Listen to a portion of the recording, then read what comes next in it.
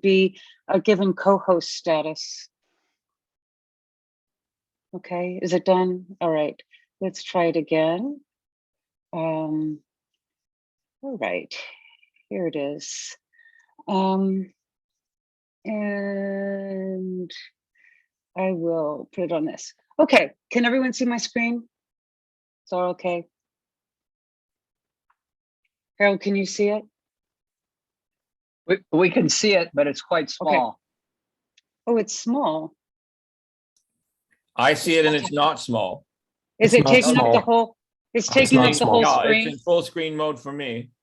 Okay. I Okay. think then you need to set it into full screen mode. Okay, excellent. Okay, so this is, I don't know what to make of this, this talk. I mean, in some ways, I think it's very superficial. And but it's how I think about things. And so maybe I'm just superficial. And I welcome anyone's input. Okay, so why is it not, there it goes. Okay, so here's my outline. I'm gonna start with some questions, and then I'm gonna ask what is the methodology of social theory and what is the methodology of social ontology so that I can attempt to compare them. And then I'm going to describe one form of pragmatism where I think they come together. And then I'm going to give an example. It's going to be my work in practice theory, and I'm going to draw a conclusion. Okay, so Raphael gave us some prompts, and first of that, he had many of them, but I'm going to look at two of them. First is, what is the relation between social ontology and the social sciences? Should social ontology be naturalized? If yes, how should this naturalization be conceived? Are descriptive social ontology and descriptive natural ontology methodologically identical? And can social ontology be revisionist? If yes, what is the relation between descriptive and revisionist social ontologies? So I'm going to consider, what do we mean by the social sciences in this? So what is the relation social ontology and social sciences? What are the social sciences? What is the methodology of the social sciences? What comparison is being asked for? And what is the methodology of social ontology? And what would it mean to naturalize it? So that's mostly what I'm going to talk about, though along the way, I will say something about descriptive versus revisionist ontology. Okay, so here's a quote about what social theory is. And Austin Harrington says, social theory refers to ideas, arguments, hypotheses, thought experience, and explanatory speculations about how and why human societies or elements or structures of societies come to be formed, change, develop over time, or disappear. But many common understandings of the scope of the field also imply a wider range of reference than this. Social theory can also be thought of as incorporating normative concerns bearing on debates about desirable ends or values of social life, about how social life ideally ought to be in ways that overlap closely with concerns in the fields of moral, political, and legal philosophy. So the difference between social science and social theory was brought to my attention in those words by Charles Parsons, who's a professor of philosophy at Harvard, who's the son of Talcott Parsons. And I gave a talk there, and he came up, and I think I said something about social science, and he says, "You don't mean social science, really. You mean social theory, don't you?" And I was thinking, whoa, I'm not sure I'm quite clear on the difference, but I do mean social theory. And here's Talcott Parsons, who himself was someone who did social theory. He says, "There will be no attempt to avoid philosophical issues on the plea that they are philosophical or metaphysical and hence have no place in a scientific study. This is often a facile way of evading the clear decision of vital but embarrassing issues." All right, so I'm going to talk about social theory in the grand tradition of Parsons and others, and here are many others. This is just because I'm not sure that philosophers are as familiar with all of the social theorists, because some of them don't make their living being philosophers, but they've all been very influential to me, and many, many more, I should say. It's a very interdisciplinary group of people. So social theory, critical theory. What is critical theory? Here's a extended quote by Nancy Fraser. She says, a critical social theory frames its research program and its conceptual framework with an eye to the aims and activities of those in oppositional social movements with which it has a partisan, though not uncritical identification. The questions it asks and the models it designs are informed by that identification and interest. So this is compatible with social theory, that you are coming at it with questions that seem to be normative.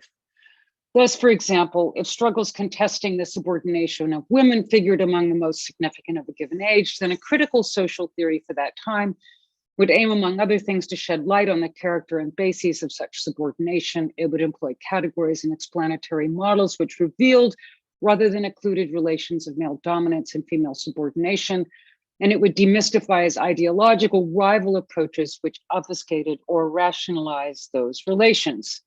And she points out, a critical theory makes no claim to any special epistemological status, but rather it supposes that with respect to justification, there's no philosophically interesting difference between a critical theory of society and an uncritical one. So this is to say that once we've moved past social science in terms of just data gathering, which I don't think any social science is, but some people are misled into thinking that. We go into social theory. We are entitled to look at normative questions or be driven by normative questions, and critical theory is an explicit acknowledgement of that and taking up particular ones that are invested in social movements. So here's Eric Olin Wright. He says, emancipatory social science seeks to generate scientific knowledge relevant to the collective project of challenging various forms of human oppression. To call this a form of social science rather than simply social criticism or social philosophy recognizes the importance for this task of systematic scientific knowledge about how the world works. The word emancipatory identifies a central moral purpose in the production of knowledge, the elimination of oppression, and the creation of the conditions for human flourishing. And the word social implies the belief that human emancipation depends on the transformation of the social world, not just the inner life of persons. So emancipatory social science, I think, is very close to what Fraser would call critical social theory. So can social theory do without social ontology, given how I've just described social theory? No, social theory cannot avoid ontology. The whole point is to provide a theory of the social domain that illuminates and explains its structures, processes, and events, and those may be the structures, processes, and events that contribute to oppression, domination, and such. Social theory is an interdisciplinary project that isn't just about collecting data. It interprets and organizes the data systematically, like any theory. And also, like any scientific or philosophical theory, social theory is value-laden. Values play a role in deciding what questions to ask, what phenomena to study, and what explanations are adequate. Emancipatory social science is also political. It centers structures and processes of oppression in order to find leverage points for social change. Okay, so I think social theory cannot be done without also doing social ontology, because that's part of what you're trying to do is figure out what there is and explain what there is and what happens and such like that. So social ontology will be part of the story. But then you could also ask, well, can social ontology do without social theory? So I'm a broadly Quinean in my metaphysics, broadly Quinean pragmatist in metaphysics. And so how do we do this Quinean metaphysics in the context of social theory? How do we determine what there is? We theorize, we just do theory. Theories are answers to questions, and the best answers to our legitimate questions tell us what there is, and our conclusions are fallible. So there is no special process of metaphysical theorizing because we're just trying to answer the questions the best we can. If we want to gain knowledge of the social domain, including the identification and explanation of structures, processes, and events, we should do interdisciplinary social theory. Now, I'm willing to grant that maybe not all social ontology is looking for this sort of knowledge. Sometimes it seems to me that the people who are the early social, well, they're not early, but certain social ontologists who are interested in collective intentionality. They're not really trying to identify or explain structures, processes, and events. They're trying to come up with an account of what it is to take a walk together. Okay, fine. That's not how I think of social theory. And so that's also not how I think of social ontology. But you might want to think of social ontology that way. I'm not going to be a gatekeeper here. Our best theory tells us what there is in the social domain. Our best social theory. So Quine was invested in natural science as the only legitimate form of theorizing, but I think he was mistaken. Social theory is as epistemically sound as natural science, though it's more complicated. And both social and natural theorizing require normative and metaphysical judgments. Okay, so here's the question about descriptive social ontology. So remember Raphael's question is, what is the relationship between descriptive and revisionary social ontology? Well, I'm not sure what is meant in that question by descriptive social ontology. Is that just the folk ontology of the social world, right? You know, what people ordinarily think the social ontology is?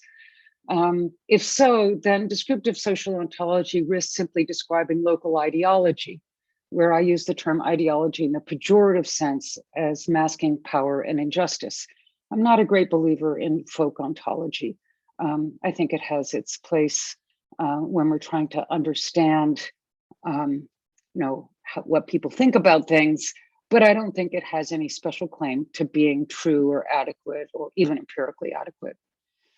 Descriptive science, if you think we're talking not about folk ontology, but we're talking about descriptive in the sense of scientific descriptions of the world, it does not aim to refine and organize our everyday beliefs about the world, but to investigate and make discoveries about actual processes and structures. Descriptive sciences are typically revisionary. They challenge our everyday assumptions about what the world is like. Though with enough work, we can make the science consistent with folk psychology. So, that's a whole different project. I don't want to talk too much about, but there's a lot of work about whether the manifest image and the scientific image can be brought together. But the way I'm thinking about it is, if you're just thinking, oh, we're going to just make consistent or everyday assumptions about what the world is like, I think that's a really bad way to do ontology. And it's a super bad way to do social ontology, because our everyday understanding of the world is really corrupt. So revisionary social ontology, at least on one reading, is just our best theory about social ontology, because we're trying to see past our folk understandings. Okay, so can social ontology do without social theory? I asked, can social theory do without social ontology? No. Can social ontology do without social theory? Not on this Quinean kind of approach to ontology. So in the background here, I think, is a kind of pragmatism, not a pragmatism that Quine would necessarily embrace, or not a pragmatism of all that the many, many different pragmatists would all embrace. But here is a one that I find plausible. A good theory will select among the evidentially justified propositions, those that are apt for the purposes of the inquiry, and will organize them to do justice to the issue, posing legitimate question as suited to the context. Okay, so I want to allow that there are different things that you might fill in where there's the square brackets, and they could be something could talk about at length. But that's the basic formula. I'm not assuming that all evidence is empirical evidence. Mathematics, I think, provides evidence for its claims. And my point here is just to highlight considerations besides the traditional epistemic criteria that need to be taken into account in evaluating a theory. Like, what are the questions we're asking? Why are we asking them? What's going to serve our purposes, et cetera, et cetera. So if you might ask, well, what's pragmatist here? And I think first, theories are responsive to our legitimate interests and need not carve nature at its joints. So an adequate theory, whether it be, I don't think there are joints in nature. I think that that we don't need to spend our time worrying about carving nature at its joints. And also the aptness of our concepts for our purposes, and not just the truth or empirical adequacy of the theory matters. So we need to aim for empirical adequacy, and we aim for truth. But in addition to that, in addition to truth and empirical adequacy, we have to consider the aptness of our concepts for the purposes that we're needing the theory for. Okay, so here I'm going to talk a little bit about practice theory as an example. So over the past decade or so, I've been working within the tradition of practice theory, and Sherry Ortner's paper, Theory in Anthropology since the 60s, I think it is a really nice survey of a lot of social theory, particularly the stuff in anthropology, but beyond that, that she sort of tells a story that brings us to practice theory. And so if you're looking for some of that, and what I'll be saying a little bit more about as we go, but in a very sketchy and outline-ish and outrageous sort of way. So practice theory is framed by a number of different questions, but a central concern is what Charles Tilly calls durable inequality. So the question is, why are oppressive systems so common and persistent? The suggestion that people have discriminatory false beliefs just pushes the question back. Why do so many people have such beliefs and resist updating them in light of evidence to the contrary? One answer, well, that's just the way humans are. It's like so amazing how often people just say, well, yeah, we just don't like people who are different from us. I'm sorry. But not all humans and not all the time have this attitude. And who counts as different? And why do they count as different, et cetera? So I think this is a really bad answer to the question. And so we need to find a better hypothesis. So social systems, looking at social systems is a next step. We might go beyond looking at just our innate tendency to not like the other. Systems are self-maintaining and self-reproducing. So can we make progress by considering the systemic features of societies? Okay, so here's where I'm going to be really fast and quick, and people are going to roll their eyes, but I just wanted to get some of the context out. So people who said, well, let's look at systems as structuralists, but the criticism has been, well, it's too static. There's not enough room for agency. Functionalism, oh, it's too hegemonic. It thinks that everything in society is serving this constant function to keep the society going, and there's not enough room for contestation. Marxism, too reductionist, not enough room for cultural influences. Post-structuralism, too cultural, not enough room for material constraints. So I'm just trying to gesture here at a history of decades of people trying to think about systems and trying to study systems and theorizing systems. And there's a whole range of complaints about them. But from all of that theorizing, it seems that an adequate theory needs to account for the interdependence between agents, material conditions, and culture. So this is something that isn't exactly what Ortner argues, but it's something that I think comes out of this history. So how can an account of practices help? There's us, we're trying to coordinate, and we don't know how. What we have, I want to suggest, is a set of social meanings So the social meanings are public. So you could go back to Geertz for this. I mean, Geertz was saying meanings aren't in the head, right? And you can go back to Putnam for this. Meanings aren't in the head. So there are these social meanings that are public. And then there are resources. So here's a bunny. And the bunny, when it is taken up as something of value, it becomes a resource. And this is a technical term coming out of Giddens. So, excuse me, in this case, we might have the option of interpreting the bunny as a pet, as food, or as a pelt. If we killed it, and we could make a sweater out of it or a scarf out of it.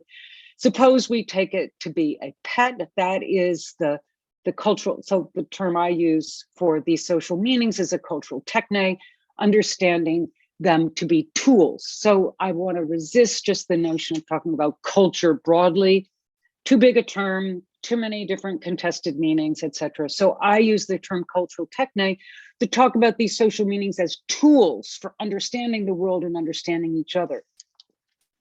So, and the cultural techne, when it goes wrong, when it perpetuates subordination, domination, injustice, and such, it becomes ideological. So the cultural techne is the neutral sort of generic word, and ideology is a form of cultural techne. So let's look at pet. So pet is a tool that we can use for interpreting bunny rabbits in the world. And we internalize this set of tools, the schemas, and that produces filtering and shaping mechanisms in our perception of things and our expectations, etc. And once there's been a filtering, then we form attitudes with what gets through the filter, and then we act based on those attitudes, interacting with the bunny. For example, we may breed bunnies to be slow and to be willing to sit on our laps and things like that, because we see them as pets. So that reinforces the social meaning. So there's a looping effect here in the practice. So you interpret it a certain way that enables you to form certain attitudes. You interact with the resource, and that reinforces the social meaning.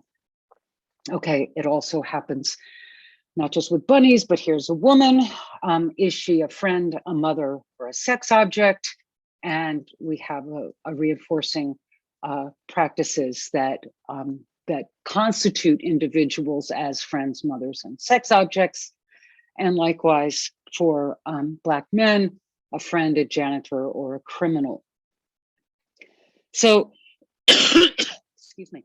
So in my view, social practices are patterns of learned behavior that, at least in the primary instances, enable us to coordinate as members of a group in creating, distributing, managing, maintaining, and eliminating a resource due to mutual responsiveness to each other's behavior and the resources in question, as interpreted through the shared meanings or cultural schemas, which is the cultural techne. Okay, so in the process of coordination, so we're going to move past just a single practice to look at how categories are formed and how categories are formed to enable us to coordinate more effectively. So I'm drawing on Kaylin O'Connor's work, The Origins of Unfairness, which I think is a really wonderful use of game theory to go beyond what game theorists usually do. And she points out that some coordination problems, correlative problems, require us all to act in the same way. What side of the street do we drive on, right or the left? But other coordination problems are complementary problems, and they require us to act differently, but in sync. Ballroom dancing, the division of labor, resource distribution. Complementary problems are solved by establishing roles that are suitably related, but we need more than roles. She says there's a function that social categories can play in these cases. In particular, actors can use social categories to identify what sort of role each actor should play in social interaction. So she uses a number of times this example of ballroom dancing. Step forward if you're a woman and step back if you're a man. So you can go into a dance hall and not know anybody there, but if you know the dance steps and you know your gender and you know the gender of the person who invites you to dance, then that's all you need. You can dance together. So there's a kind of fluency that such categories enable to coordinate in dance and other divisions of labor. And she goes on to argue that it's useful to be able to rely on the same categories across tasks. So networks of social relations form that regularly position individuals in categories, fulfilling stable roles associated with such categories, builds up broad competencies and shapes identities.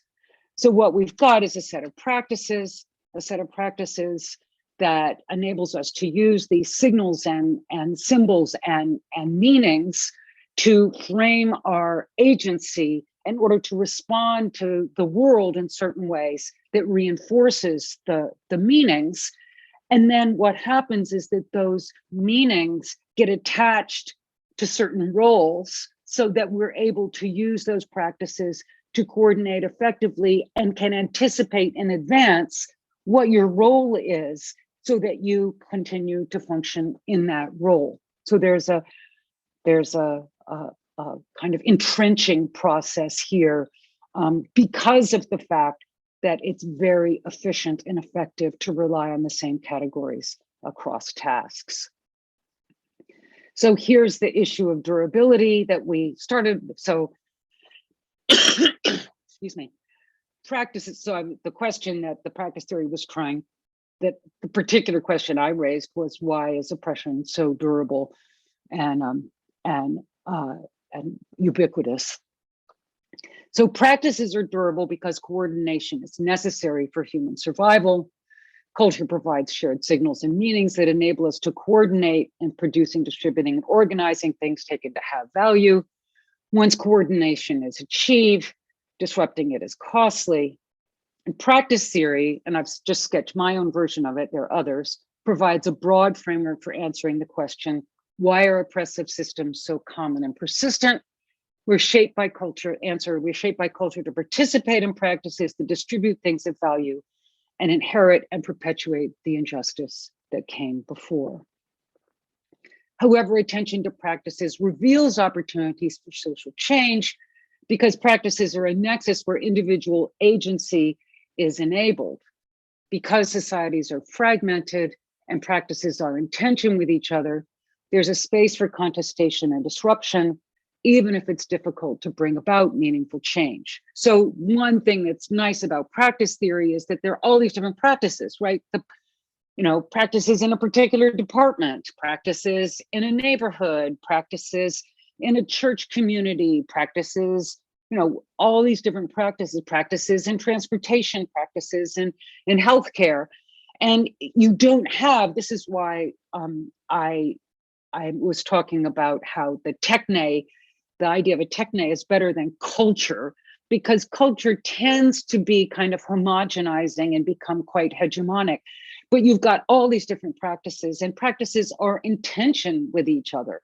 So my sister, who was a stay-home mom for a long time, she ended up, after her kids were older, going back to work. And I remember talking to her, and she said, oh my gosh, work is so great because I am valued for what I produce. People thank me, et cetera, et cetera. I've never got that for anything I did at home, right? She lives with 2 sons and a husband, and she's quite a bit older than I am. And she didn't get much recognition for her work at home.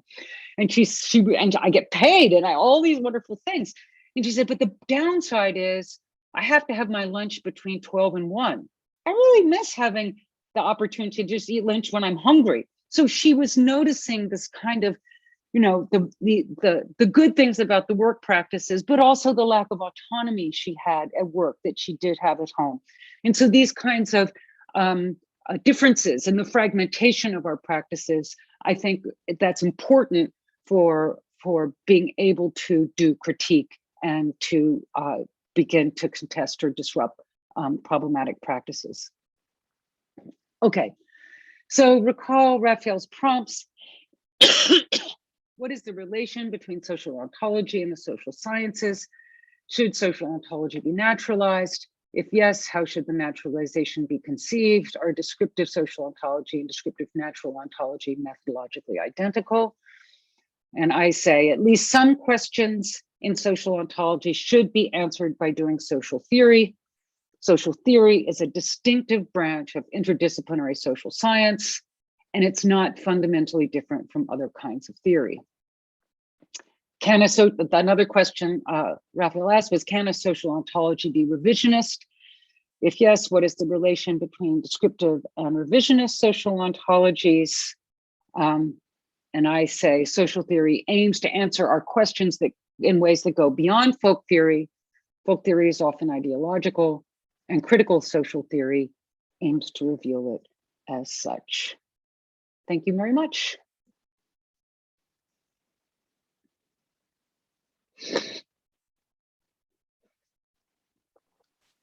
Great. So let's see, questions? That was a wonderful talk. Thank you. Let's see. All right. I think Don Ross has a question first. Thanks, Sally. That was great. Really enjoyed it. It organized a lot of material very nicely. Glad to see the good plug for Kalen's book, which I agree is a terrific book. Just a point that right at the beginning, you mentioned somebody drew your attention and wanted you to just say social theory instead of social science. Now it seems to me that's the wrong distinction, because I mean that's just really misleading. Those are very, very misleading labels.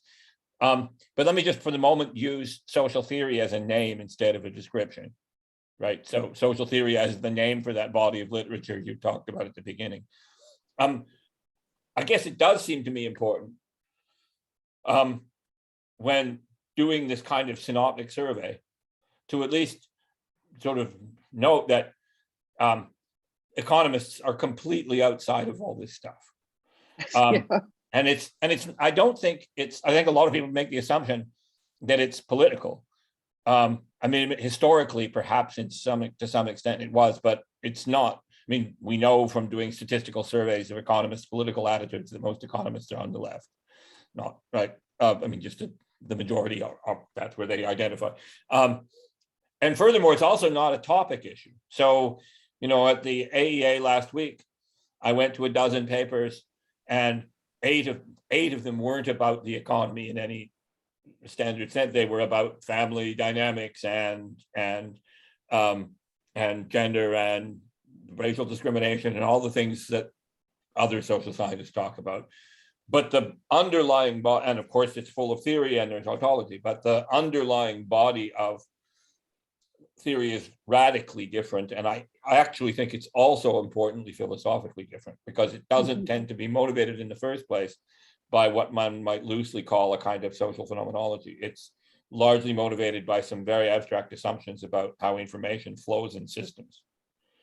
Right. And then those abstract models, the economist typically having made an abstract model goes looking around for social phenomena to apply the abstract models to, right, rather than be motivated by any particular critical theory type underlying ontology. There's an interesting project, it seems to me, and people are bound to do it, but we would want people like you to do it in particular, to or people with your background. I mean, we need people who with a solid sense of what's going on in social theory to try and build those bridges. The economists may discover the bridges very, very slowly on their own, but there's no sign of it really. Yeah. Oh, so thank you for that. And I agree that the person saying, Charles Parsons, who was distinguishing social science and social theory, I think had a kind of more positive sense of what social science was than is tolerable anymore. And so I agree with you that and I think that Eric Olin Wright was trying to, when he was saying, I do emancipatory social science, he was trying to emphasize that science is compatible with a kind of pragmatism that brings our values and our interests and our concerns into the discussion. So yes, on that. On the second points you were talking about economics, I agree. I mean, there are people like Nancy Fulbray and others at UMass Amherst and there, Julie Nelson and others who are doing feminist economics. And I think that's more of a bottom up and sort of driven by a critical inquiry. I also think that at MIT, the people in economics that I'm closest to are the people who are in JPAL, which is the Jameel Poverty Action Lab, who are doing empirical economics, as they call it. And I think that there are movements of people who are trying to, in economics, who are trying to connect the economic theory with the on the ground phenomena. And and so I work in a development, a D lab, which is a different lab at MIT, where we coordinate somewhat with the JPAL people. And I think that that's great stuff. But I agree that a lot of the people who do more theoretical economics in the sense of just, proving theorems, that's kind of that's not quite what I was alluding to. I mean, I very much have people like the JPAL folks in mind. It seems to me if you look at the JPAL folks, Dufflo and Banerjee and so on, and their vast numbers of followers all over the world now. I mean, it seems to me if you were to do the careful work of unpacking what the underlying ontology of all that RCT work and development is, it's not coming from critical social theory. It's I agree. Coming from economics, right? And so, so that's what my point. They're studying the phenomena. They're often studying the very same topics. And the body of underlying theory is rich, including ontologically rich, but really different from the background tradition in sociology. And that's where I don't think the bridge building work has been done. Yes, I agree. And the RCT dominance, I think, is really problematic. I agree. Because they don't critically interrogate the notion of preference. So Anderson on Sen and her work and some of the work on the critiques of RCT, I think that is really some of that attempts to build a bridge to say, what about adaptive preferences? How do we really think about a preference? And so some of that, I think is that closer to what you have in mind? Then there's also, I do lab work and not RCTs, but it's all empirical. And that's another thing again. I mean, we are feuding with the RCT people all the time, and some of our arguments are ontological. This was very much more sociology, anthropology, but I think you're exactly, there's a lot of work that needs to be done in sort of to build bridges with some of the critical bridges with some of the economists. Thank you. Right. Thanks. Yep. Okay. I think Jonathan Schaefer is next. Thanks, Sally. That was awesome as always. I wondered if you fully answered your own question. So you were asking why are oppressive systems so common and persistent? And I thought, as far as I understood, the answer that you gave from practice theory was that all systems are persistent. But nothing, at least so far, said why oppressive systems are so common. For the answer that you, maybe you could have said, well, this is the sort of answer that you kind of ridiculed at the beginning. Well, that's just the way people are. We set up oppressive systems. Maybe there's some truth to that, but is there a further part of the story to answer the other aspect of your question as to why we get so many oppressive systems? Yeah, so that's part of what Kaylin's book talks about. I mean, what she suggests is as soon as you develop a division of labor, then you have unequal bargaining power in the division of labor. And once you have unequal bargaining power, some people are going to have more power than other people. And that's going to very quickly push you into hierarchical systems that are typically oppressive. And it's a very, what she's trying to say is not that it has to happen, but it takes very little for it to happen. And so I didn't get into that here, but I think that is part of the story. And then what happens is that, well, we got a way to coordinate, and coordination is better than non-coordination. And another thing is, I think that sometimes it just is an accident of multiple frames coming together, or societies interacting, or things like this, that there's difference in resources between two groups of people, right? And they come together and they have to interact with each other. There's going to be one has more bargaining power than the other. So sometimes it's this very minimal sort of game theoretic assumptions about division of labor. If you think division of labor is necessary, which I do think it is, then you can get it very easily. But sometimes it's overdetermined because of the ways in which resources are not equally distributed in the world. Thank you. Okay. So looks like Frank is next in the list. Yeah, thanks. I'm curious about why you reject folk ontology to a fairly large extent. I'm not questioning it, actually. I think there are good reasons to, but I'm just wondering how you would justify it. So imagine someone would defend folk ontology by saying, well, these are all the ordinary categories and concepts and schemas that we live by. They feature in our attitudes and we act on those attitudes. So it can hardly be not the case that the roles that we conceive of, for instance, are not the ones as we conceive of them. And so a student is a student, a professor is a professor, because of the schemas that we rely on. But how would you challenge that? Well, I think that most folk social ontology is individualistic. It thinks that we are individuals with our preferences and desires, et cetera, like that, sort of pre-social. And we come into a situation and we have to coordinate with other people. And so we make bargains with them and et cetera, et cetera, et cetera. It's very difficult to get people to see structures, just to sort of see systems, to see how they're a part of a system. And so I think that the folk social ontology is actually that kind of individualism is highly ideological, and it blames people for, it's in the same with ethics. A lot of ethics is very ideological because it's so individualistic and it's focusing on the individual's actions as bad or blameworthy or lacking moral worth and all this kind of stuff, when really that individual has been shaped so much by the structures and whatever, and we really need to be looking at the structures that are shaping us to be and do what we do in order to understand how the social world works.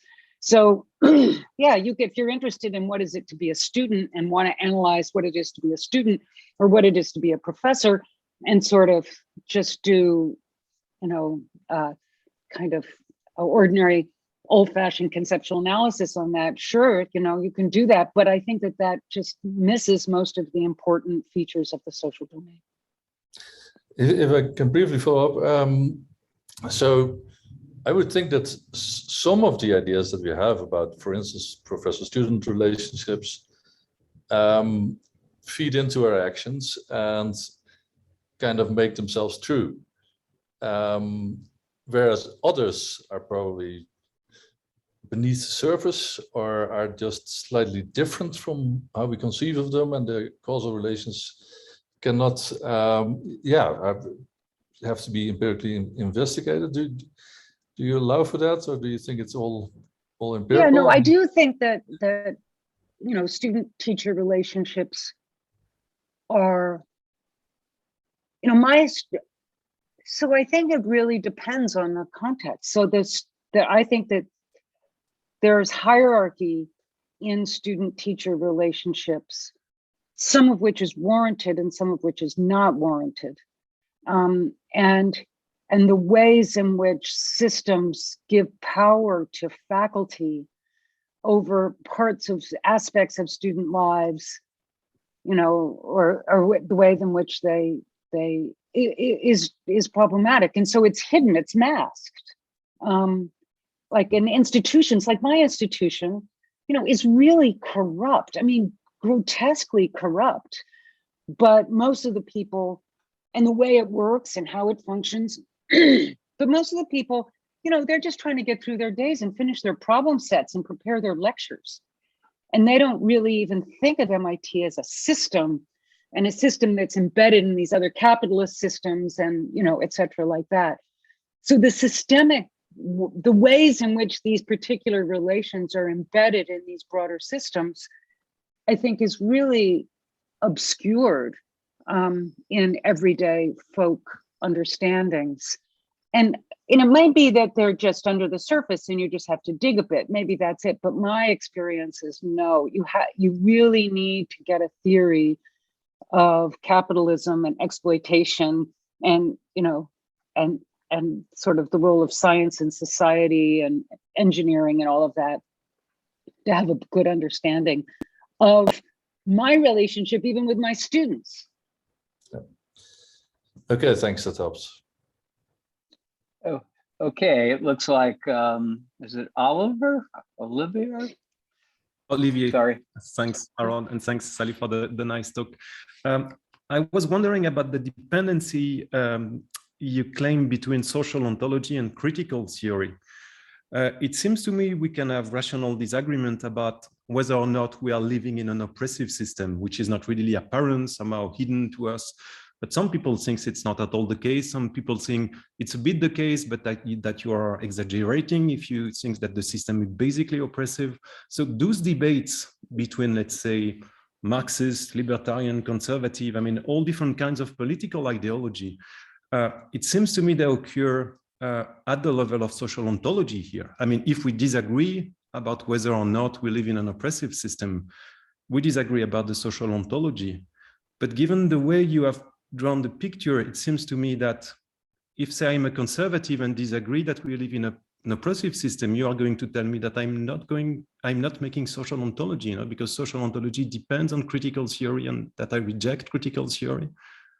So you see, I would like social ontology to be more politically neutral, to be one place in which political disagreement can unfold, but you seem to put it in one political side, making it a bit less interesting.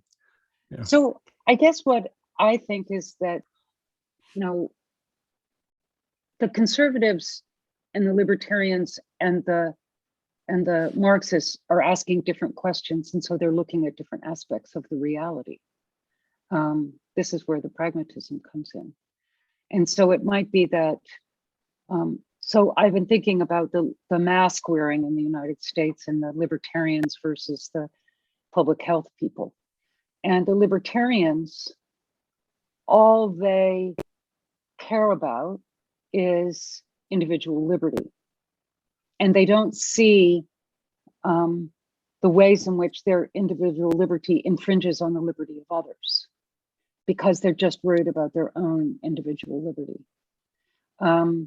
So there is an ontology there that they're committed to, that they see by virtue of their cultural techne, their ideology of what is important and what is valuable and such like that. That's what they see.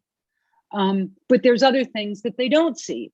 They don't see the effects of not wearing masks on public health or the ways in which it infringes on others' liberty. So libertarians are supposed to be committed to the maximum amount of liberty for all, but they are missing the fact that they're not wearing masks is making people stay at home and try and stay away from them. And so they're infringing on the liberty of others, but they don't see that. And so, but also the liberals will sometimes look just at, the kind of effects on all without understanding the significance of the liberty of an individual to make their own decisions about vaccines or whatever like that. So my view about this would be that there are ideologies that so any particular cultural techne is going to limit the information that we pick up from the world because we cannot get it all. It is too much. We can't process it. It is, and we all have to focus, and we naturally focus on things that matter to us We learn what ought to matter to us through our social context, right? We learn what ought to matter, and so we focus on that. But what we do need to do is learn how to look at things that other people care about and try to figure out what are the good things to care about. And so I would say that the world is neutral, but the cultural technes are not neutral. And so when we're trying to argue, part of what we have to do is say, excuse me, but you're ignorant about this, and of me too, right? I've had to have this happen to me all the time. My lens that I use for understanding the world is really gappy and distorted and, whatever. And so part of what we do in discourse is say, sorry, the frame that you're bringing to this is not allowing you to see and care about these other issues. So to think of it this way, the world is just this incredibly complex, sort of difficult, messy reality. Culture gives us tools for paying attention to certain things and not others, because also, among other things, it gives us ways of caring and people to care about, all that kind of stuff. And so what we're trying to do is, yes, have rational debate, but rational debate sometimes includes giving other people new experiences. And so what I think is that if you're stuck in rational debate, where you're just arguing back and forth, you're not going to make progress. Because what you need to do is open experience, change the concepts, change your frame, do a paradigm shift, because that is how we make moral progress. Okay, Don is officially next, but he's already had one question. So Don, Francesco hasn't, so I'll let Francesco go next, if that's okay.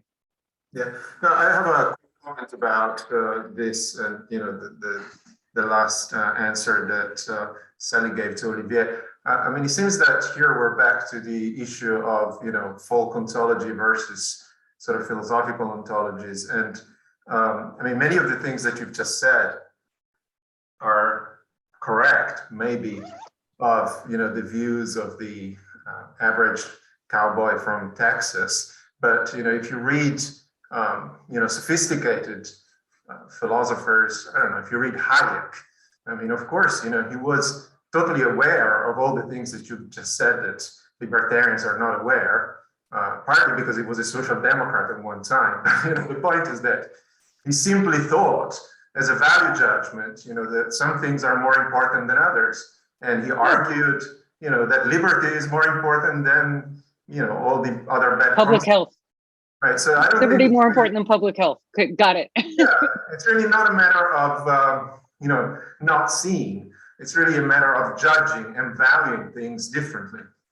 Well, I think my own view is that, I'm a kind of Brantian about this. I think a lot of moral disagreements are not fundamental. I think a lot of them are based on empirical disagreements or quasi-empirical disagreements. And there are very few fundamental disagreements.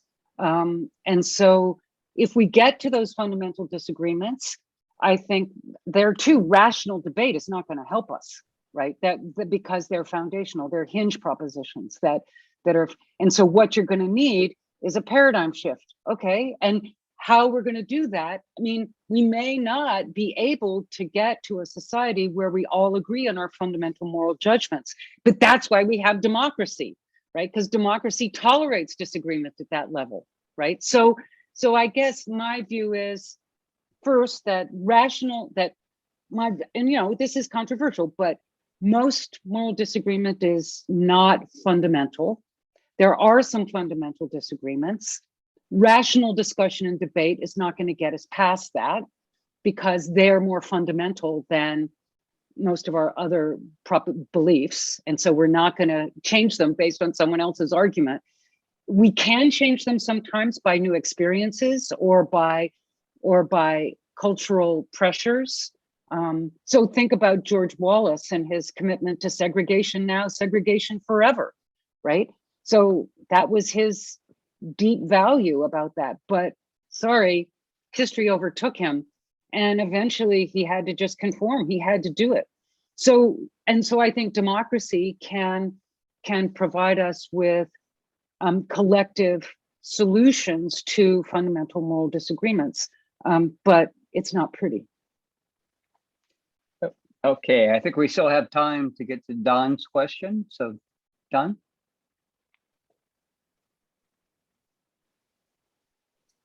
So it was a finger rather than a cube. So because I wanted to just say something, a comment on Olivier's question and Sally's answer, because it seems to me, Sally, your answer encoded something that would have been, without you saying, something that would have been a slightly more direct response to Olivier, right? Which is, so, but maybe you'll disagree with this. So I don't want to, put words in your mouth, but it seems to me you could have said, read the emancipatory part in critical theory, not as just necessarily or directly first order referring to emancipation of oppressed groups from oppressed systems as normally framed by the left, even if that's how things often play out for all sorts of reasons we understand. The first order reference of emancipatory here is emancipation precisely from these closed frames that tend to characterize political ideologies, right? So, and that's also why it seems to me Francesco's point is also right. I mean, I doubt very much that Hayek, if he were alive today, would be in favor of these yahoos who refuse. He would have put his mask on, right? Right, because that's idiot libertarianism. And it's not even understanding that, as you said, they're not even understanding the implications of their own ideology, which is not selfishness, right? Liberty, Mill recognizes the point. So, but I guess the thing is, if one says emancipatory here means in the first place, emancipatory from ontological blind spots. Yeah. And then you can, I like that. I mean, Solzhenitsyn was oppressed. Solzhenitsyn and people like that were oppressed by the Soviet Union, and emancipatory in that case would have had the opposite ideological political spin. And it was equally an emancipatory project. They were. Yeah, so this is more in keeping with what I interpret as the more traditional German critical theory approach, is that you don't try to take a stand on the first order moral and political commitments, but you emancipate people from their ideological blockages and you free them to have better epistemic practices. So I'm thinking of Tito Stoll and Robin Salakates and Rehel Yegi, and they're very, they like to stay at the second order emancipation. And I've gone more with the Nancy Fraser sort of view about this, and in response to Hannah, there's a book called Debating Critical Theory, which was a feshra for Hannah, and where I resist the certain of the arguments that they make for staying second order, because as Nancy says, it is okay to be embedded in a social movement, not uncritically embedded, but embedded in a social movement, and to try and reveal the knowledge, the standpoint, of and the ignorance of others. And so I think both are important. So for example, in the context of standpoint epistemology, white people are really, really ignorant about the lives of Black people and about the experiences of Black people and about the history of Black, African Americans, because of the ideology of American education and such like that. So part of what a standpoint theorist can do as a critical theorist is draw on the truth about our history and draw on the truth about these other sorts of things and point to the oppressive structures that have been problematic. And the same is true of feminism, of course. So I think there's both are needed, and maybe in different contexts. So maybe the libertarian liberal, there it's going to be, more second order. But in the case of racial oppression, I think the facts. But you can't. I guess you can sort of derive the other thing from the first order thing, right? Basically, the second order thing follows from the first order thing plus a bunch of facts. Yeah. I And got you you. just automatically slide straight into the second order thing because the facts Got are it. what they are. Yeah, got it. Thank you. Okay, Raphael, looks like there are no more questions and we're a little bit past ending time. So should we call it a day or? Yeah, we can call it a day. It was quite a day, and thank you so much, Essie, for this really incredible talk. I really loved it. Oh, thank you. Well, as I said, I thought it was a little bit superficial because I'm just going, I'm Aquanian. What is that? It was Hey. a marvelous talk. It was really marvelous. Thank you. Thank you. All Okay. right. Well, I appreciate it. And thanks again for organizing, and thanks for people for listening and asking questions. I learned it was really helpful to me. Thank you so much. Thank you. Okay, Everyone, cheers. so see you tomorrow. Bye. Good evening or good afternoon. I don't know. See you tomorrow. Bye.